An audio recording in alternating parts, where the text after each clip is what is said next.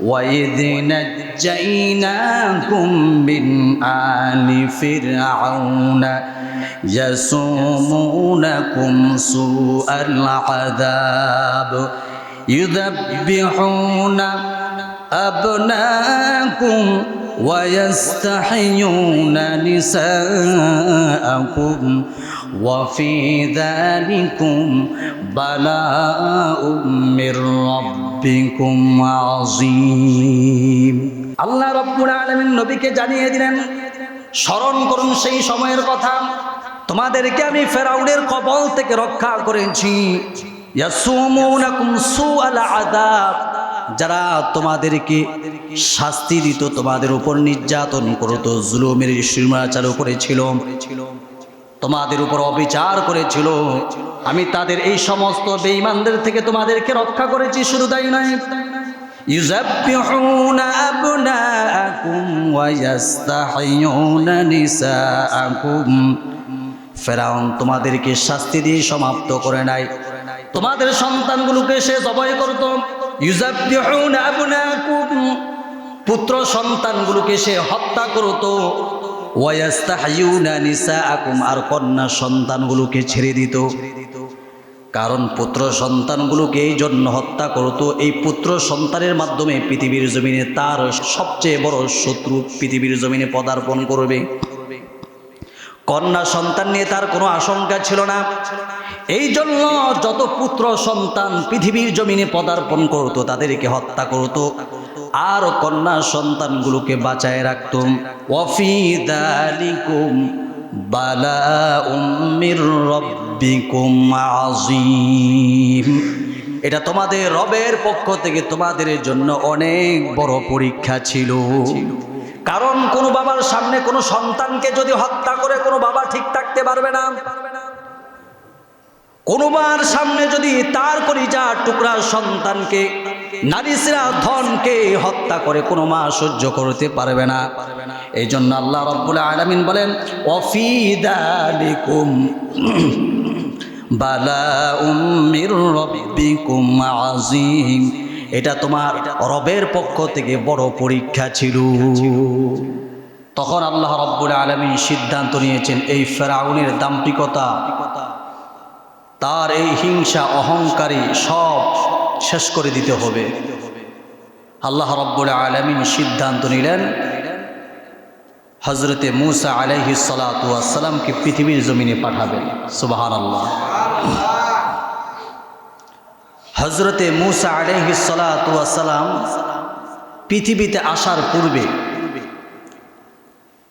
ফেরাউন এক রাত্রে স্বপ্নে দেখে যে একটি আগুনের ফুলকি এসে তার রাজপ্রাসাদ ধ্বংস করে এগুলোকে সব পুড়ে ছাই বানিয়ে দিয়েছে। ফেরাউন এই স্বপ্ন দেখার পরে হঠাৎ তার ঘুম যখন ভাঙছে, সে অবাক হয়ে গেল, আমি ৩৫০ বছর রাজত্ব চালিয়েছি, আমি এখনো খোদা, সারা দেশকে আমি শাসন করি, এই ৩৫০ বছরের ভিতরে কোনোদিন এমন ভয়ঙ্কর স্বপ্ন দেখি নাই। ভাইরা আমার,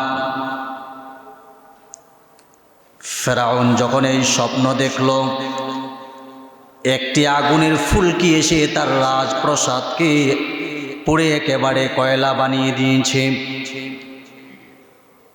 ফেরাউন তার ঘুম যখন ভাঙল, পুরা শরীর ঘেমে গেছে, এমন ভয়ঙ্কর স্বপ্ন তো কোনোদিন দেখি নাই। তার বন্ধু হামানকে ডেকে বলল, বন্ধু, আমি রাত্রে বেলায় ঘুমে আছি, হঠাৎ আমি এই স্বপ্ন দেখেছি, একটি আগুনের ফুলকি এসে আমার রাজপ্রাসাদকে পুড়ে ছাই বানিয়ে দিয়েছে।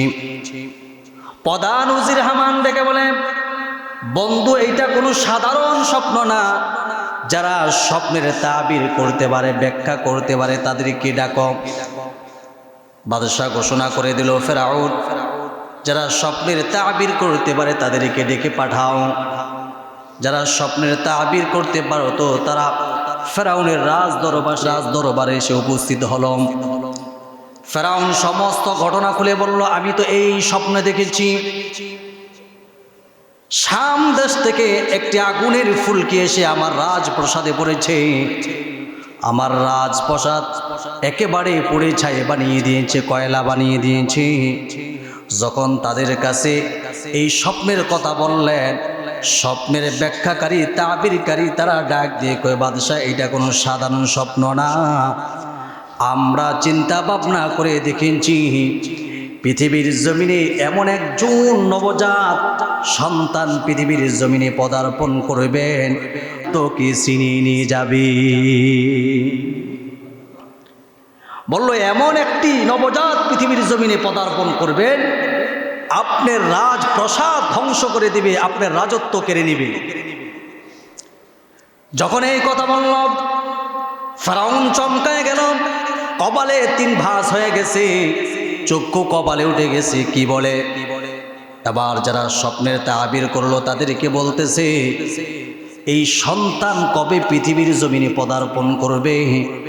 স্বপ্নের ব্যাখ্যাকারীরা ডাক দিয়ে কয়, বাদশাহ নির্দিষ্টভাবে আমরা বলতে পারবো না, তবে অনেক চিন্তা ভাবনা গবেষণা করে দেখলাম আগামী 3 দিনের ভিতরে এই বাচ্চাটা পৃথিবীর জমিনে পদার্পণ করবে। আগামী 3 দিনের ভিতরে এই বাচ্চাটা পৃথিবীর জমিনে পদার্পণ করবে। মুহতারাম হাজরিন, এই কথা যখন ফেরাউন শুনল, ফেরাউন তার সৈন্যবাহিনী নেতৃবর্গ যারা আছেন সবাইকে ডেকে বললেন, কিভাবে এই ছেলেটাকে হত্যা করা যায়। বলতেছে, বাদশাহ একটা উপায়, সেটা হলো এই 3 দিনের ভিতরে কোনো স্বামী স্ত্রীর যেন মিলন না হয়। স্বামী স্ত্রীর কাছে যেতে পারবে না, স্ত্রী স্বামীর কাছে যেতে পারবে না। এই আদেশ, এই আইন জারি করেন। বলছে তো এই 3 দিনের ভিতরে এই বাচ্চাটা আসবে পৃথিবীতে। মুহতারাম হাজিরিন, ফেরাউন এই ঘোষণা করে দিলেন, আইন জারি করলেন, এই 3 দিনের ভিতরে কোনো স্বামী স্ত্রীর কাছে যেতে পারবে না, কোনো স্ত্রী স্বামীর কাছে যেতে পারবে না।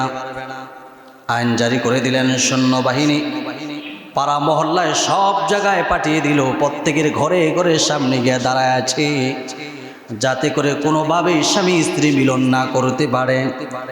মুসলমান ভাইয়ের আমার, বন্ধুরা আমার, তাফসীরের কিতাবের মাঝে আসছে, ফেরাউনের বাসায় কাজ করতো হযরতে মূসা আলাইহিস সালাতু ওয়াস সালামের আব্বা ইমরান, তার দেহরক্ষী ছিল। ফেরাউন মনে মনে চিন্তা করে, ইমরান তো আমার বাসায় আছে, তার বাসায় সৈন্য পাঠানোর প্রয়োজন নাই। সুবহানাল্লাহ, সে তো আমার বাসায় আছে, তার বাসায় সৈন্য পাঠানোর প্রয়োজন নাই। তো এক পর্যায়ে ফেরাউন ঘুমায় গেছে। আল্লাহ রাব্বুল আলামিন মূসা আলাইহিস সালাতু ওয়াস সালামের আব্বার অন্তরের ভিতরে স্ত্রীর মহব্বত ঢুকায় দিছে। মূসা আলাইহিস সালাতু ওয়াস সালামের আম্মার অন্তরে স্বামীর মহব্বত ঢুকায় দিয়েছে। আল্লাহ রাব্বুল আলামিন বলছেন, হুন্না লিবাসুল লাকুম ওয়া আনতুম লিবাসুল লাহুন। স্বামী স্ত্রীর পোশাক, স্ত্রী স্বামীর পোশাক। মূসা আলাইহিস সালাতু ওয়াস সালামের বাবার অন্তরে মার মহব্বত ঢুকায় দিয়েছে, মার অন্তরে বাবার মহব্বত ঢুকিয়ে দিয়েছে। এদিক দিয়ে ফেরাউন যখন ঘুমায় গেল, রাত্রে যখন হয়ে গেছে, মূসা আলাইহিস সালাতু ওয়াস সালামের আম্মা তার আব্বার কাছে আসছে। ওই সময় আল্লাহ রাব্বুল আলামিন তাদের মিলনের মাধ্যমে হযরতে মূসা আলাইহিস সালাতু ওয়াস সালামকে তার মার রেহামে পৌঁছায় দিয়েছি। সম্মানিত হাজরিন, আল্লাহ রাব্বুল আলামিন যেটা পারে পৃথিবীর কোনো মানুষ পারবে? যার জন্য এত কিছু সৈন্যবাহিনী পাঠিয়েছেন, দেখেন আল্লাহ রাব্বুল আলামিন এত কিছুর ভিতর হযরতে মূসা আলাইহিস সালাতু ওয়াস সালামকে তার মার রেহামে পাঠিয়ে দিয়েছে। এখন আল্লাহ রাব্বুল আলামিন মূসা আলাইহিস সালাতু ওয়াস সালামের পরিচয় তুলে ধরছেন। ওয়াযকুর ফিল কিতাবি মূসা ইন্নাহু কানা মুখলাসাও ওয়া কানা রাসূলান নাবিয়্যা। মুসা আলাইহিস সালাতু ওয়াস সালামের কথা এই কিতাবে স্মরণ করেন। ইন্নাহু কানা মুখলাসাও ওয়া কানা রাসূলান নাবিয়্যা, নিশ্চয়ই তিনি ছিলেন আল্লাহর মনোনীত একজন ব্যক্তি। শুধু তাই নয়, ওয়া কানা রাসূলান নাবিয়্যা, তিনি একজন রসুলও ছিলেন, নবীও ছিলেন। চিল্লায় বলা যাবে না সুবহানাল্লাহ। আল্লাহ রাব্বুল আলামিন মুসা আলাইহিস সালাতু ওয়াস সালামের পরিচয় তুলে ধরলেন। তিনি একজন আল্লাহর মনোনীত বান্দা এবং নবী রাসূল ছিলেন। নবী আর রাসূলের মাঝে পার্থক্য কি? এটা আমরা অনেকেই জানি না। নবী আর রাসূলের মাঝে পার্থক্য হচ্ছে, যেই নবীর উপরে কিতাব নাজির হয়েছে তাদেরকে রসুল বলা হয়। কি বলা হয়? রসুল। আর যার উপরে কিতাব নাজিল হয় নাই তাকে নবী বলা হয়। এই মূলনীতি আমাদের মুখস্থ রাখা দরকার, জেনে রাখা দরকার যে যাকে রসুল বলা হয় তাকে নবীও বলা হয়। তাহলে আমরা বুঝলাম যার উপরে কিতাব নাজিল হয়েছে ওনাকে কি বলে? রসুল বলেন। হযরতে মূসা আলাইহিস সালাতু ওয়াস সালাম একজন রসুলও ছিলেন, নবীও ছিলেন। আর যার উপরে কিতাব নাজিল হয় নাই তাকে রসুল বলে না, তাকে নবী বলে। এখন আপনারা প্রশ্ন করতে পারেন, হুজুর এই কিচ্ছা কাহিনী শুনলে আমাদের লাভ কি, ফায়দা কি?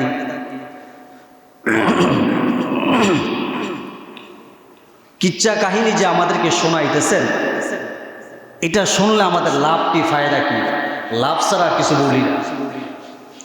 আল্লাহ রাসূল সাল্লাল্লাহু আলাইহি ওয়াসাল্লাম যেদিন মক্কা ছেড়ে মদিনায় চলে যাবেন, বিশ্বনবীজি সাল্লাল্লাহু আলাইহি ওয়াসাল্লামকে আল্লাহ আদেশ করলেন, বন্ধু এই মক্কা আপনার জন্য নিরাপদ না, আপনি মদিনায় চলে যান। আল্লাহর পয়গম্বর জন্মভূমির মায়ায় চোখের কোনা দিয়া পানিগুলো ঝরঝর করে পড়তেছে, কিন্তু আসমানের মালিক রব্বে কারিমের আদেশ হয়ে গেছে চলে যেতে হবে। পয়গম্বর আরবি মনে মনে চিন্তা করে, এখানে আমার শৈশব জীবন কেটেছে, কত স্মৃতি আছে, এখানে আমার আত্মীয় স্বজন আছে, আমি এমন এক জায়গায় চলে যাচ্ছি যেই মানুষের সাথে আমার পরিচয় নাই, সেখানে আমার কোনো আত্মীয় স্বজন নাই, কাউকে আমি ভালো করে চিনি না। এই জন্য আল্লাহর পয়গম্বরের চোখের কোনা দিয়া পানিগুলো ঝরঝর করে পড়ছে। মুসলমান ভাইয়েরা আমার, তখন ওই আল্লাহ রাব্বুল আলামিন হযরতে জিবরাইল আমিনকে বলে, ও জিবরাইল, এই মুহূর্তে আমার বন্ধুর উপরে সূরা কসস নাজিল করে দাও, আর মূসা আলাইহিস সালাতু ওয়াস সালাম ইতিহাস জানিয়ে দাও। হযরতে মূসা আলাইহিস সালাতু ওয়াস সালামকে আমি আল্লাহ রাব্বুল আলামিন কি পরীক্ষা করেছি। হযরতে মূসা আলাইহিস সালাতু ওয়াস সালাম জন্মের পরে মার বুকও থাকতে পারে না। আমি কত পরীক্ষা করেছি। নবীকে এটা শিক্ষা দিলেন, আজকে আপনি জন্মভূমি ছেড়ে চলে যাচ্ছেন। নবী মূসা আলাইহিস সালাতু ওয়াস সালাম জন্ম হওয়ার পরে আমি কত পরীক্ষা তাকে করেছি, তার শত্রু বাড়িতে আমি লালন পালন করেছি, তার মার বুকও থাকতে পারে নাই, তাকে আমি দরিয়ায় ভাসিয়ে দিয়েছি, কত পরীক্ষা দিতে হয়েছে, আপনারও পরীক্ষা দিতে হবে। মুহতারাম হাজিরিন, তাহলে রাসূলুল্লাহ সাল্লাল্লাহু আলাইহি ওয়াসাল্লামকে হযরত মূসা আলাইহিস সালাতু ওয়াস সালাম ইতিহাস শুনিয়েছেন যে রাসূল, আপনি আপনার জন্মভূমি ছেড়ে যাচ্ছেন, আপনি এই কথা ভালো করে শুনেন। আল্লাহ রাব্বুল আলামিন সূরা তাহাও বলছেন যে একটা সময় আমি আবার এই মক্কাকে অর্থাৎ বিজয় করে আপনার হাতে দিব। জোরে কোন সুবহানাল্লাহ। আপনি ছেড়ে চলে যাচ্ছেন, দুঃখ কষ্ট বুঝতে পারছি। রাসূল, আপনি এই কথা ভালো করে শুনেন, শুধু আপনি কি একা পরীক্ষা করি না, আমি অনেক নবীদেরকেও পরীক্ষা করেছি।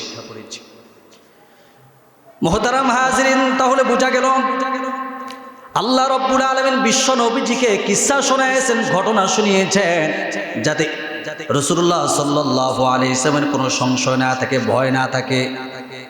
মুসলমান ভাইয়েরা আমার, শুধু তাই নয়, আল্লাহর পক্ষ থেকে সাহাবায়ে কেরামের উপর আদেশ নিষেধের আয়াত নাজিল হচ্ছে। আল্লাহ রাসূল সাল্লাল্লাহু আলাইহি ওয়াসাল্লামকে ডেকে বলেন, ইয়া রাসূলুল্লাহ, আজকে কতদিন যাবত আমাদের উপর আদেশ নিষেধের আয়াত নাজিল হচ্ছে, একটু কি আল্লাহর পক্ষ থেকে আমাদেরকে ঘটনা শোনানো যায় না? তখন আল্লাহ রাব্বুল আলামিন সূরা ইউসুফ নাজিল করে দিয়েছেন, নাহনু নাকুসু আলাইকা আহসানাল কসাসি বিমা আওহাইনা ইলাইকা হাযাল কুরআন।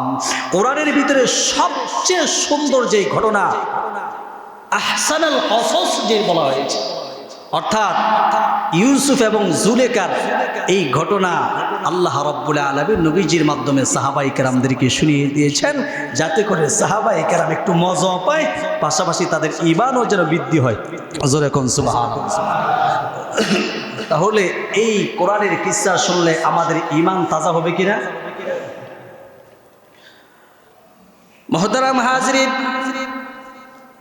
আমরা বলতেছিলাম হযরতে মূসা আলাইহিস সালাতু ওয়াস সালামকে আল্লাহ রাব্বুল আলামিন মার গর্ভে পাঠিয়ে দিলেন। ওনার পরিচয় তুলে ধরলেন উনি একজন রাসূল এবং নবী। মুসলমান ভাইয়ের আবার এখন 3 দিন যখন শেষ হয়ে গেল, যারা স্বপ্নের ব্যাখ্যা করতো তাদেরকে প্রশ্ন করলো, এখন কতটুক পানি গড়াইছে, অর্থাৎ এখন কি অবস্থা? যারা স্বপ্নের তাবির করতো তারা ডাক দিয়ে কয়, বাদশা অবস্থা বড় খারাপ। বলে কি? গতকালকেই তো যার আশঙ্কা করতেন, ভয় করতেন, হযরতে মূসা আলাইহিস সালাতু ওয়াস সালাম ওই নবজাত সন্তান তার মার গর্ভে চলে এসেছে। এই কথা যখন ফেরাউন শুনলো, চান্দি গেছে গরম হয়ে, হায় হায়, যার জন্য আইন করেছি, এত আয়োজন করেছি, যার জন্য এত পদক্ষেপ নিয়েছি, সে নাকি গতকালকে চলে এসেছে। কিভাবে আসলো কিছুই বুঝলাম না। রাখে আল্লাহ, মারে কে? মারে আল্লাহ, রাখে কে? আল্লাহ রাব্বুল আলামিন মূসা আলাইহিস সালাতু ওয়াস সালামকে তার মার রেহামে পাঠিয়ে দিলেন। ফেরাউনের চান্দি গেছে গরম হইয়া, এই বাচ্চা যদি পৃথিবীর জমিনে আসে তাহলে আমার 350 বছরের রাজত্ব শেষ হয়ে যাবে, যে কোনো বিনিময়ে হোক এই বাচ্চাকে মেরে ফেলতে হবে। ফেরাউন ঘোষণা করে দিল, কোনো বাচ্চা যদি তার মার গর্ভে আসে, ওই মাকে হত্যা করো বা ওই বাচ্চাকে হত্যা করো। বা জোরে কোন নাউজুবিল্লাহ। ঘোষণা করে দিল 1 বছরের ভিতরে কোনো নবজাত সন্তান যেন পৃথিবীর জমিনে ভূমিষ্ঠ না হতে পারে। যেই মার পেটে থাকবে ওই মার পেট চিরে ওই বাচ্চাকে বের করে হত্যা করো।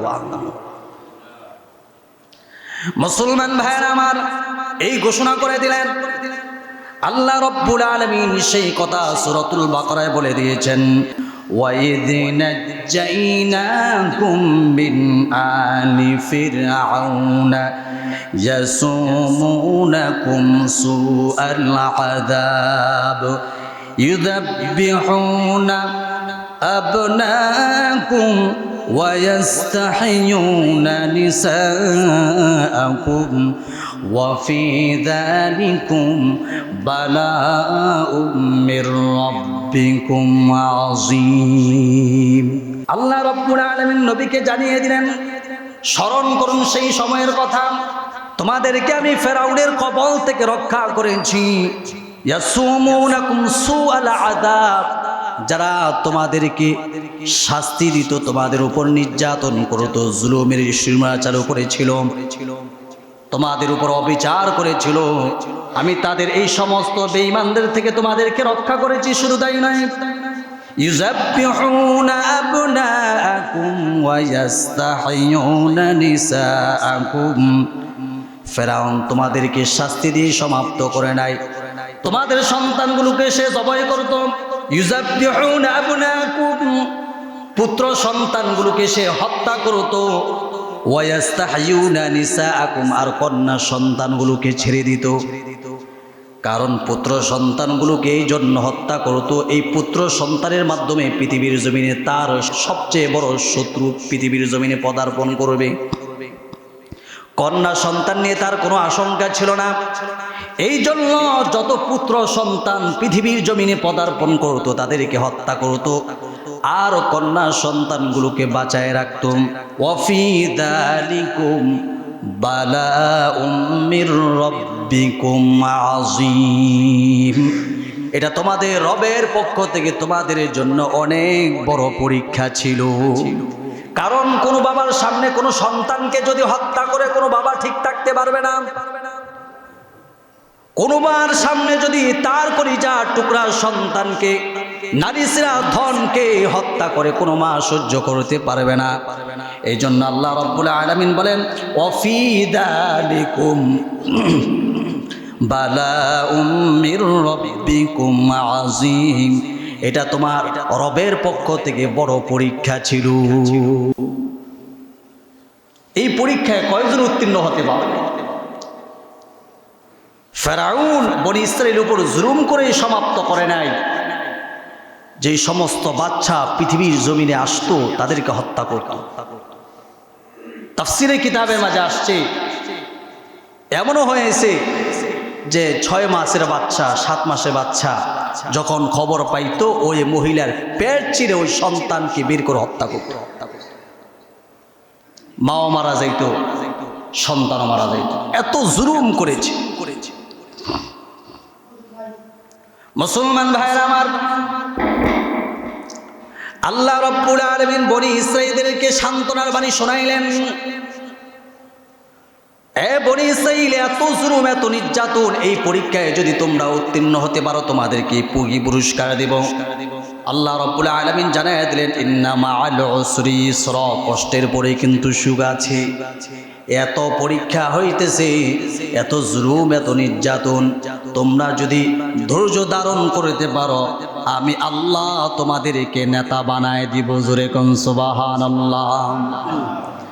আল্লাহ রাব্বুল আলামিন জানিয়ে দিলেন ওয়ানুরিদু আন নামুন্না আলাল্লাযীনা ইসতুদঈফু ফিল আরদি ওয়ানাজআলাহুম আইম্মাতাও ওয়ানাজআলাহুমুল ওয়ারিসিন। আল্লাহ রাব্বুল আলামিন বলেন আমি চেয়েছি যাদেরকে দুর্বল বানিয়ে রেখেছে ফেরাউন অর্থাৎ বনি ইসরাঈল, যারা আল্লাহর ইবাদত করত, আমি তাদেরকে নেতা বানাবো পৃথিবীর জমিনে। শুধু তাই নয়, আমি তাদেরকে উত্তরাধিকারীও বানাবো। অনুরিদু আন নামুন্না আলাল্লাযীনা ইসতুদঈফু ফিল আরদি ওয়া নাজআলাহুম আইম্মাতাও, আমি আল্লাহ তাদেরকে নেতা বানাবো। ওয়া নাজআলাহুমুল ওয়ারিসিন, আমি তাদেরকে উত্তরাধিকারী বানাবো। মুসলমান ভাইয়ের আমার, এই কথা, এই ঘোষণা, এই সুসংবাদ বনি ইসরাঈলকে দিয়েছেন কি? আল্লাহ রাব্বুল আলামিন আরো বলছেন ওয়ানুমাক্কিনা লাহুম ফিল আরদি ওয়ানুরিয়া ফিরআউনা ওয়া হামানা ওয়া জুনুদাহুমা মিনহুম মা কানু ইয়াহযারুন। ফেরাউন যাদেরকে দুর্বল বানিয়ে রেখেছিল, অর্থাৎ বনি ইসরাঈলের উপর যে জুলুমের সীমা চালু করেছিল, আল্লাহ রাব্বুল আলামিন তাদেরকে নেতৃত্ব দিয়ে ফেরাউন, হামান এবং তার সৈন্যবাহিনীকে দেখিয়ে দিতে চায়, যার জন্য এত কিছুর আয়োজন করেছ, যার ভয় এত কিছু করেছ, জুলুম সীমা চালিয়েছ, ওই মূসাকে পৃথিবীর জমিনে আমি আল্লাহ পাঠিয়ে তোমার ঘরে লালন পালন করব। চিল্লায় বলা যাবে না সুবহানাল্লাহ। যার বিরুদ্ধে এত কিছু করেছ, যার জন্য এত ভয় পাইতেছ, এই মূসাকে পৃথিবীর জমিনে পাঠিয়ে তোমার ঘরে আমি আল্লাহ লালন পালন করব, এটা আল্লাহর পক্ষে সম্ভব কিনা?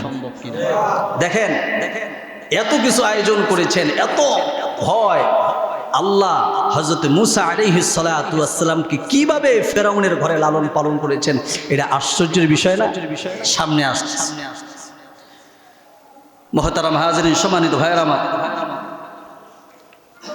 হযরতে মূসা আলাইহিস সালাতু ওয়াস সালাম তো পৃথিবীতে চলে আসলো, জন্মগ্রহণ করেছে।